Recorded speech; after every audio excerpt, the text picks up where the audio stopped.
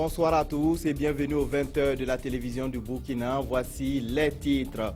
Le président du Faso est arrivé à Addis Abeba aujourd'hui en fin de matinée. Roch Marc Christian Kaboré va participer aux côtés de ses pairs africains à la 26e conférence des chefs d'État et de gouvernement de l'Union africaine.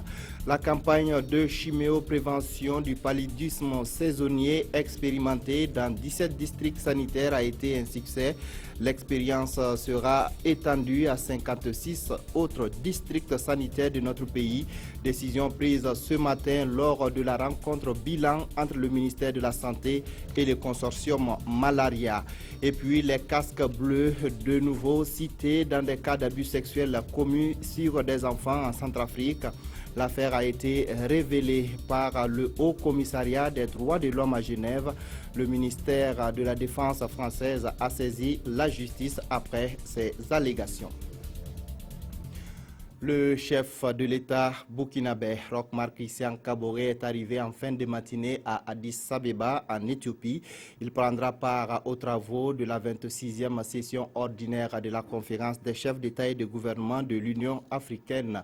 Les chefs d'État et de gouvernement vont se pencher particulièrement sur les questions de droits de l'homme, avec un accent particulier sur les droits de la femme. Le président du Faso prendra aussi part à la rencontre du Conseil de paix et de sécurité de l'Union africaine. Le point avec nos envoyés spéciaux Souleymane Sanou et Fousseni Kindo.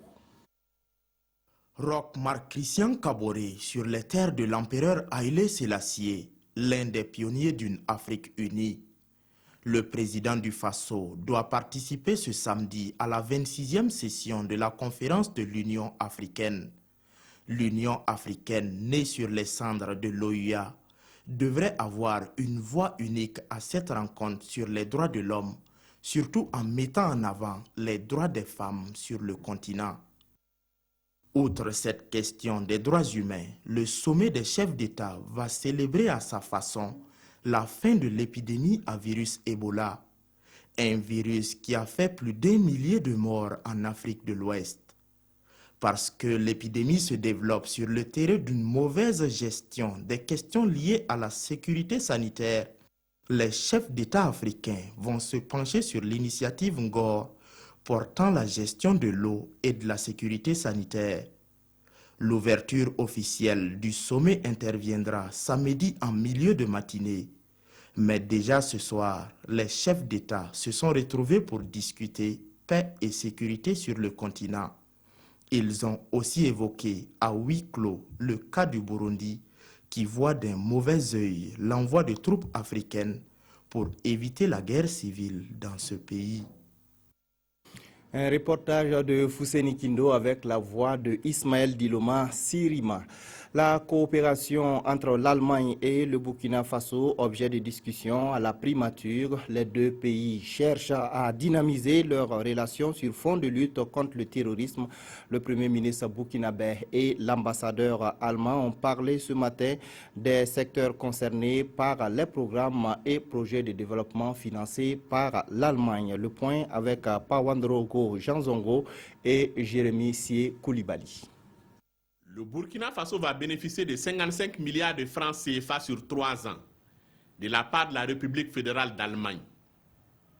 Cette somme est destinée au financement notamment de l'agriculture, de la décentralisation et de la sécurité alimentaire. Et c'est pour parler de ces grandes lignes de la coopération germano-burkinabé que l'ambassadeur Dietrich Paul est venu rencontrer le Premier ministre et partager avec lui les priorités du gouvernement Paul Kabatieba. Monsieur le Premier ministre, il a aussi détaillé les priorités du gouvernement, notamment la question de valider, valoriser notre collaboration dans l'intérêt de la jeunesse, de la jeune population surtout dans le secteur de l'éducation, des nouveaux emplois. Et donc on s'est mis d'accord de vraiment rester en contact étroit. Le contexte national et international de la coopération est cependant marqué par les enjeux liés aux défis sécuritaires. Je n'ai pas peur. En fait, hélas, il faut le dire, le terrorisme est devenu un phénomène international. On peut y être attrapé en Europe et en Afrique. C'est ensemble que nous devons lutter contre le terrorisme et c'est ensemble qu'on va vraiment être en succès. Je pense que notre société libre vaincra. Dans cette lutte, l'ambassadeur d'Allemagne a aussi rappelé l'importance du Burkina Faso dans la préservation de la paix et de la stabilité sous-régionale. L'expérimentation de la chimioprévention du paludisme saisonnier dans 17 districts sanitaires du Burkina Faso a donné des résultats satisfaisants. Le bilan a été dressé ce matin au cours d'une rencontre entre le ministère de la Santé et le consortium Malaria. La campagne de chimioprévention du paludisme saisonnier va être étendue à 56 autres districts sanitaires de notre pays. Nongbakouda, Hortense Evelyne Yelemou. Après une phase pilote qui a concerné 17 districts sanitaires en 2015, le bilan de la campagne chimio-prévention du paludisme saisonnier est jugé satisfaisant dans sa globalité. Près d'1 million d'enfants de 3 à 59 mois ont bénéficié d'une thérapie préventive, ce qui a permis de réduire de près de 75% des cas de paludisme simple et grave. La chimio-prévention du paludisme saisonnier que nous appelons CPS est une stratégie qui a été recommandée par l'OMS depuis avril 2012. Elle consiste à l'administration de 2 médicaments combinés antipaludiques, à savoir la sulfadoxine pyrémétamine et la modiakine en combinaison, chez les enfants de 3 à 59 mois. D'après les statistiques de 2014, plus de 8 millions de cas de paludisme simple et plus de 400 000 cas de paludisme grave ont été enregistrés avec plus de 5 000 décès. La thérapie préventive avait pour objectif de réduire ces chiffres de 60% en 2015. Et pour 2016, le programme Malaria Consortium compte élargir son champ d'action. Elle va atteindre le nombre de 1,4 million d'enfants. On peut aussi introduire la formulation dispersible qui va vraiment améliorer les processus sur le terrain. Il est donc attendu de la rencontre bilan des propositions pertinentes afin de permettre à la chimioprévention du paludisme saisonnier un outil efficace de lutte contre le fléau. Une rencontre de concertation aux allures de bilan entre l'OST, l'Office national de santé des travailleurs, et les partenaires techniques et sociaux de la zone médicale du travail de Gounguin, des partenaires qui ont fait le point des visites médicales, des prises en charge et des préventions de risques des maladies et accidents de travail au titre de l'année 2015. Ibrahim Sombier, Ramatouzida. L'Office national de santé des travailleurs et ses partenaires sont à la recherche d'une meilleure qualité de vie aux travailleurs. Réunis ici avec ceux de la zone médicale de Gounguin, les deux parties vont ensemble réfléchir sur les moyens et les meilleurs mécanismes d'amélioration de la prestation de santé et de sécurité. Les amener à mieux adhérer aux différents programmes que nous développons à leur niveau, notamment les visites périodiques des travailleurs, les visites des lieux de travail. Et c'est l'occasion pour nous de faire un bilan de ces activités-là. Au regard du taux de participation d'environ 80%, les travailleurs et les employeurs de cette zone sont unanimes que la santé au travail est un facteur de productivité. C'est l'industrie de la visite médicale qu'on sait s'il peut continuer à occuper son poste ou qu'il faut aménager le poste en fonction de ce travail. Selon le directeur général de l'Office national de santé des travailleurs, ces échanges occultés auparavant suite à un certain nombre de contraintes sont aujourd'hui plus que jamais nécessaires. L'activité va être déployée dans les 6 autres zones médicales de travail de Ouagadougou afin de susciter davantage l'adhésion et propulser ainsi la mise en place des comités de gestion des services de santé des travailleurs.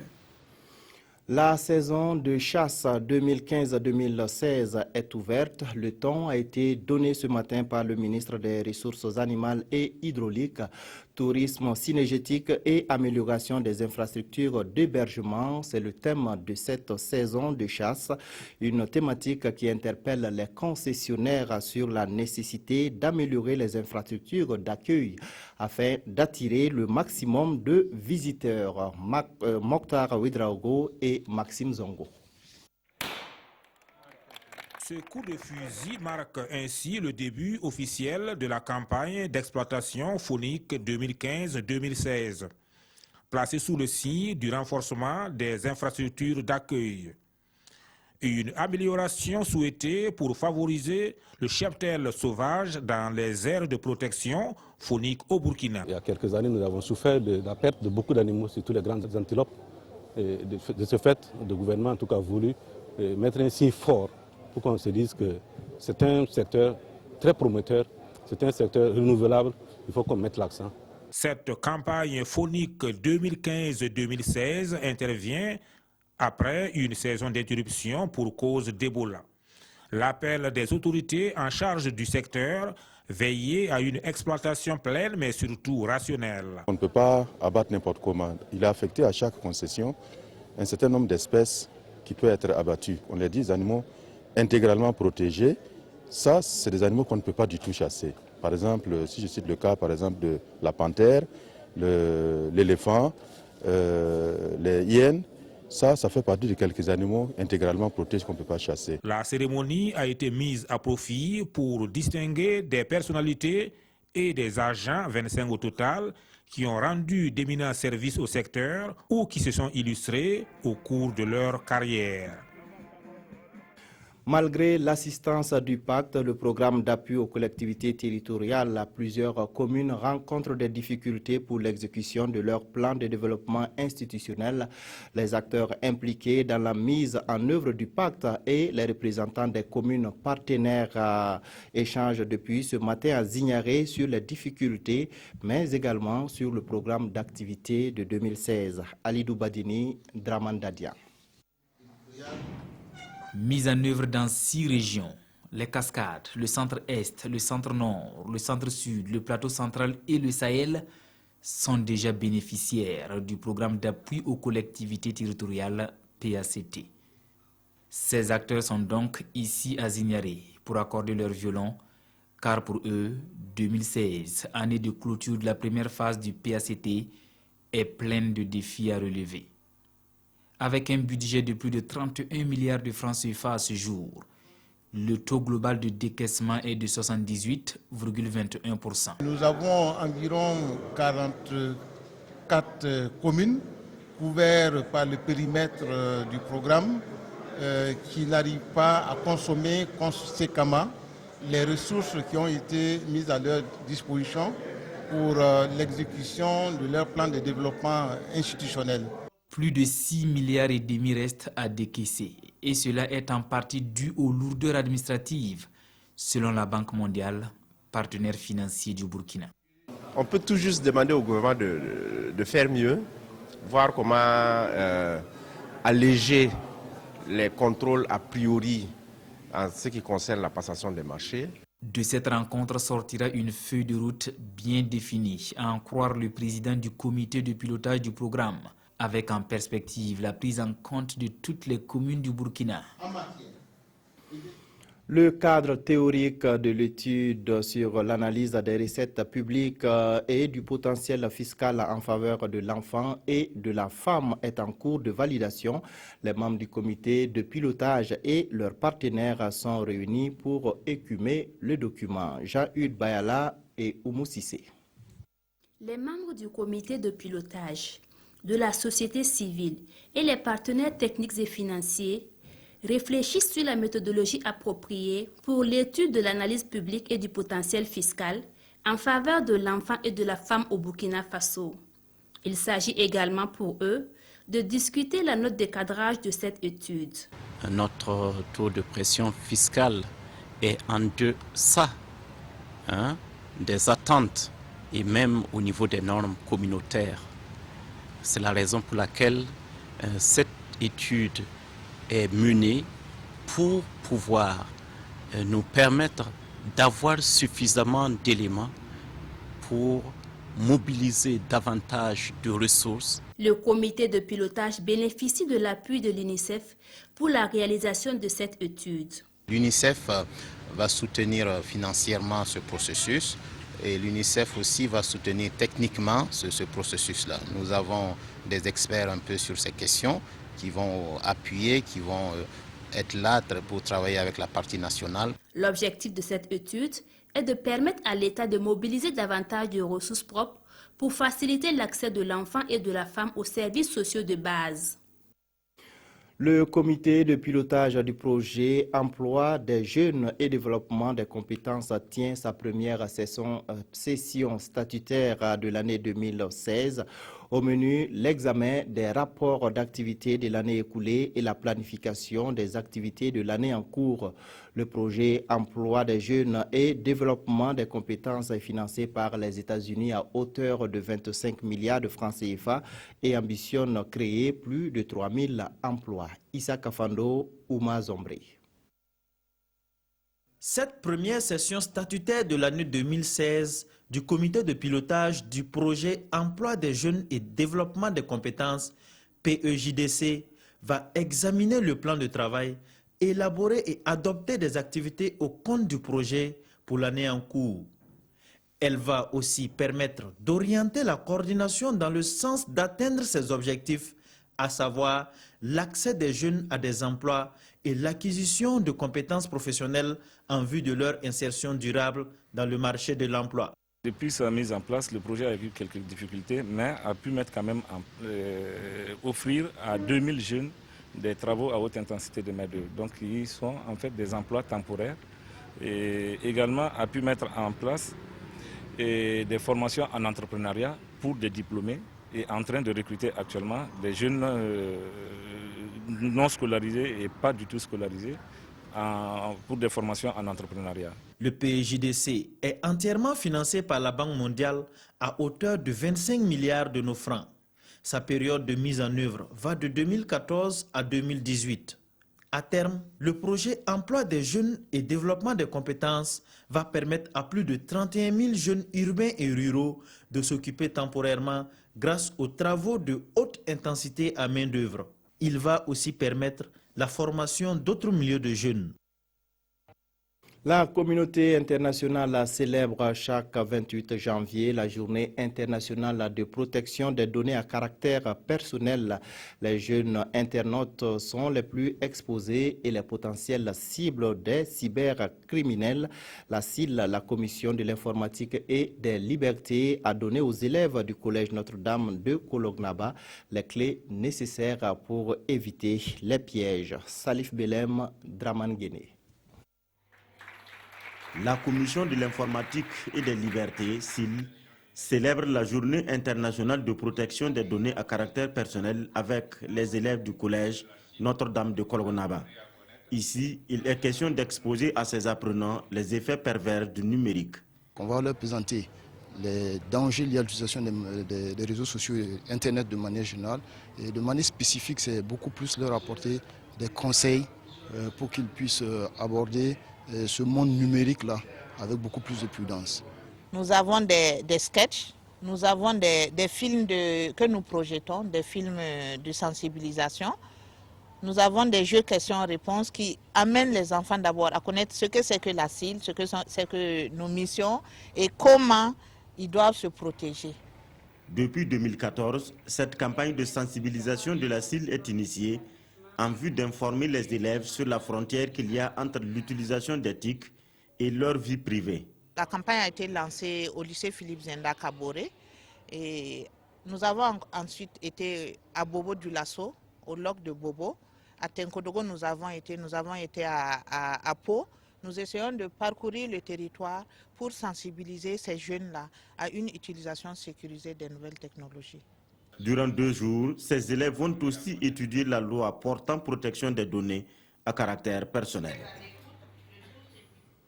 Débarrasser la ville de Ouagadougou des pneus usés et abandonnés dans les coins de rue, c'est l'objectif que s'est assigné la commune. Elle a initié une opération de ramassage de ces roues devenues encombrantes. L'opération a débuté le 22 janvier et s'achève le 2 février prochain. Adama Guiti, Pascal Canet. 8 camions et plus de 90 personnes mobilisées pour la chasse aux pneus usagés. La commune, à travers cette opération, veut réduire leur présence autant que possible dans les milieux urbains. Après un débriefing avec les chefs d'orchestre, les directeurs du développement durable, les ouvriers embarquent pour les artères de la ville On en profite pour sensibiliser certains garagistes, mais en un temps de mouvement, les 3 camions de ce groupe sont déjà remplis. Direction alors le centre de traitement des déchets de la ville. Là, on comprend aisément l'ampleur de la situation.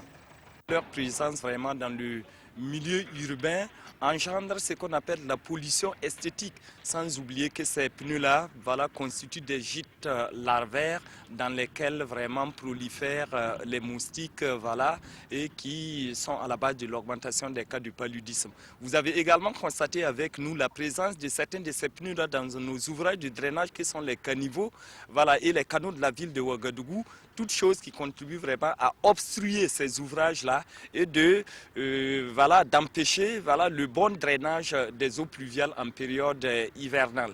Et maintenant, que faire de cette montagne de pneus? Mahamoudou Sissé a son idée.